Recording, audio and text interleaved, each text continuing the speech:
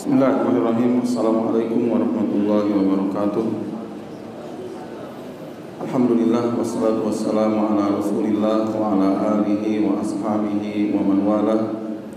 Amma ba'du, fa inna asdaqal hadits kitabullah wa khairul hadi hadi Muhammadin sallallahu alaihi wasallam.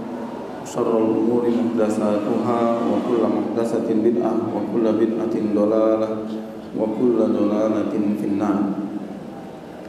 Ikhwas sekalian yang saya cintai karena Allah Subhanahu wa taala, kita masuk ke hadis yang ketiga dari bab haqquz zauj 'alal mar'ah. Hadis yang ketiga diriwayatkan dari Ibnu Umar radhiyallahu anhuma dari Nabi sallallahu alaihi wasallam, bahwa Nabi sallallahu alaihi wasallam bersabda, kullukum ra'in wa kullukum mas'ulun an ra'iyatihi.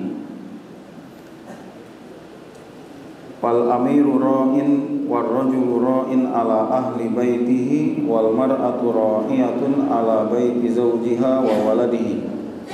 Fa kullukum ra'in wa kullukum mas'ulun an ra'iyatihi. Diriwayatkan oleh Imam Bukhari dan Muslim.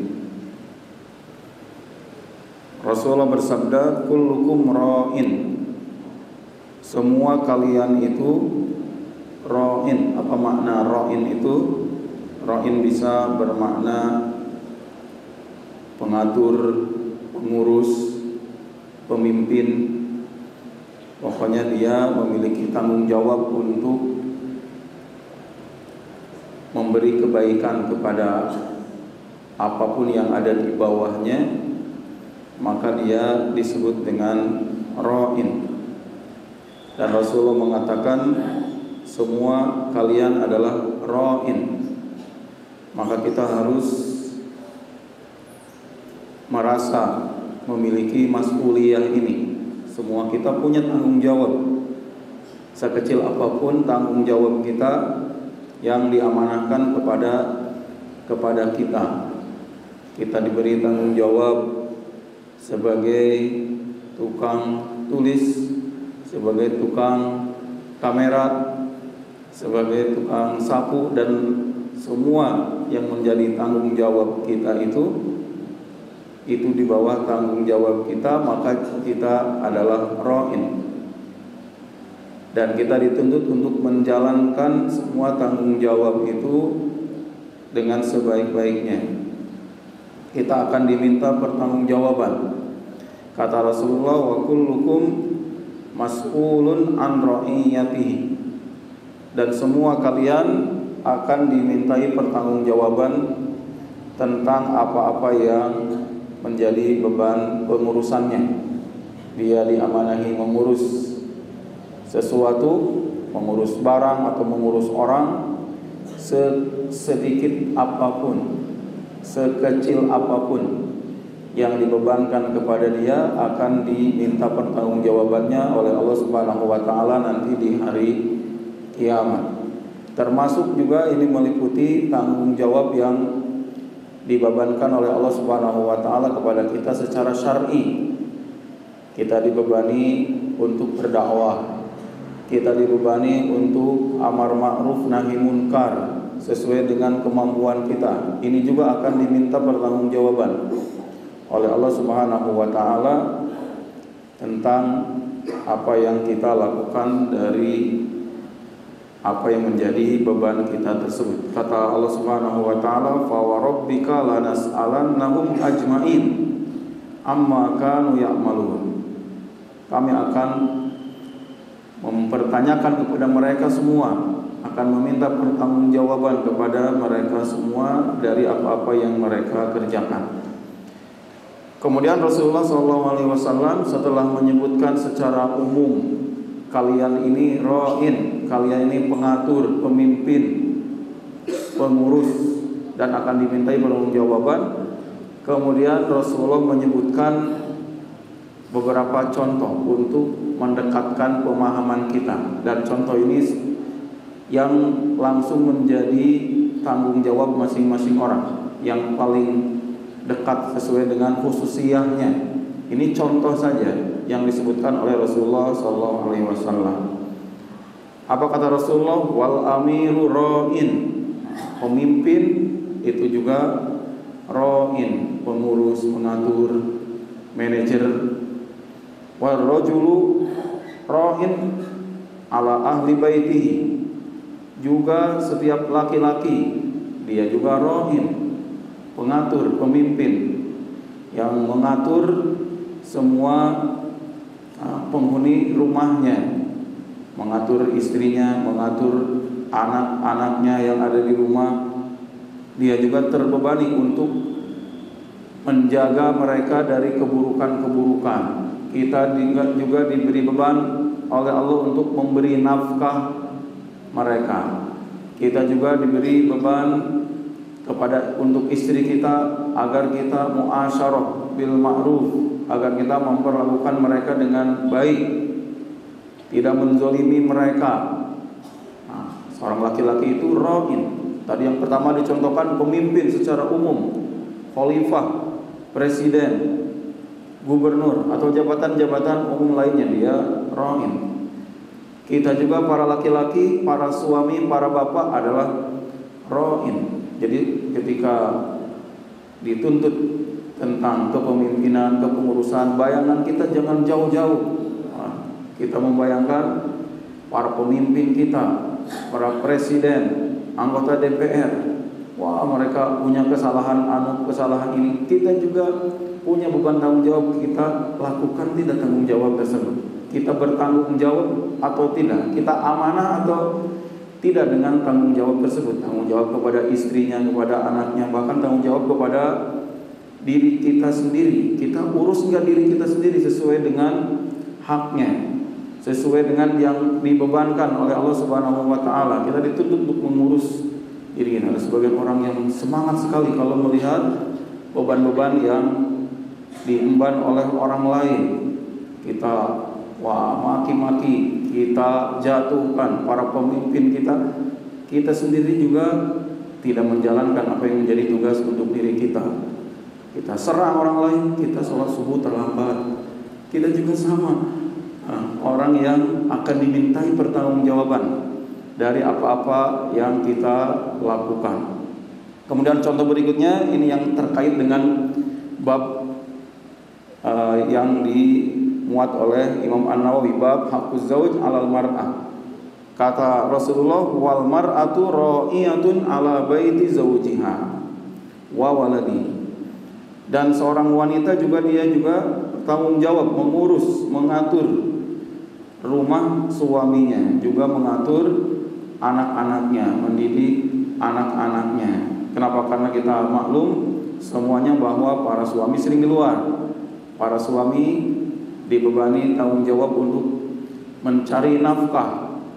Maka beresnya rumah itu menjadi tanggung jawab para istri, termasuk juga beresnya anak-anak yang ada di rumahnya. Suaminya sebagaimana dalilnya sudah disebutkan di awal bab ini, telah dibahas sebelumnya, bagaimana tanggung jawab laki-laki dan bagaimana para wanita di rumah. Setelah menyebutkan beberapa contoh ini, pemimpin secara umum, khalifah, kemudian para suami, para bapak, kemudian para istri juga mereka ra'iyah 'ala baiti zaujiha. Rasulullah menutupnya lagi dengan hal yang umum lagi sebagaimana yang beliau sabdakan pertama kali tadi. Fa kullukum ra'in wa kullukum mas'ulun an ra'iyatihi. Kalian pemimpin, pengatur, pengurus. Wa kullukum mas'ulun an ra'iyatihi, dan semua kalian akan dimintai pertanggungjawaban dari pengurusannya atau dari kepemimpinannya. Ini menunjukkan maknanya itu sangat umum. Kita dibebani sekecil apapun yang menjadi tanggung jawab kita harus dijalankan dengan sebaik-baiknya. Ini terkait dengan amanah. Dan terkait dengan amanah itu Allah Subhanahu wa taala merintahkan agar kita menunaikan sesuai dengan haknya sesuai dengan apa yang diperintahkan. Innallaha ya'murukum an tu'addul amanati ila ahliha. Sesungguhnya Allah memerintahkan kalian untuk menunaikan amanah kepada pemilik-pemiliknya. Beberapa faedah yang bisa kita sebutkan dari hadis ini. Yang pertama, as-syu'ur bil mas'uliyah wajib ala kulli muslim. Merasa bertanggung jawab. Kita semua memiliki perasaan adanya tanggung jawab, adanya beban dalam diri kita. Ini sebuah kewajiban. Jangan menuduh yang lain yang punya beban itu. Masing-masing kita punya beban, punya tanggung jawab sesuai dengan usaha, sesuai dengan kemampuan masing-masing. La yukallifullahu nafsan illa wus'aha. Dan apa yang diemban oleh masing-masing tersebut wajib dijalankan dengan sebaik-baiknya.